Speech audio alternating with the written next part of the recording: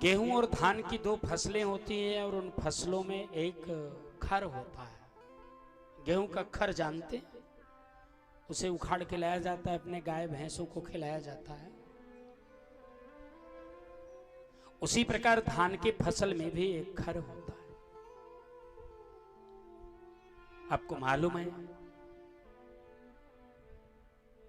धान के फसल में जो खर होता है वो गेहूं के समय में भी उसका बीज धरती में ही रहता है, लेकिन जमता धान के समय में। गेहूं के फसल में जो खर होता है वो धान के समय में भी उसका बीज रहता है, लेकिन गेहूं के समय में वो जमता है ऋतु पाने पर। ऐसे हमारी शरीर एक खेत है और उसमें भक्ति और आसक्ति की दो फसलें हैं।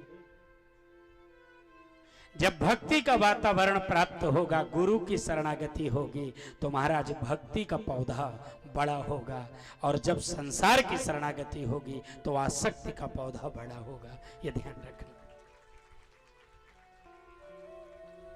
जीवन में भक्ति के पौधे को बढ़ा, तुम्हारे भक्ति का पौधा बहुत छोटा है। भक्ति का पौधा ये महाराज, ये भक्ति का रूप है।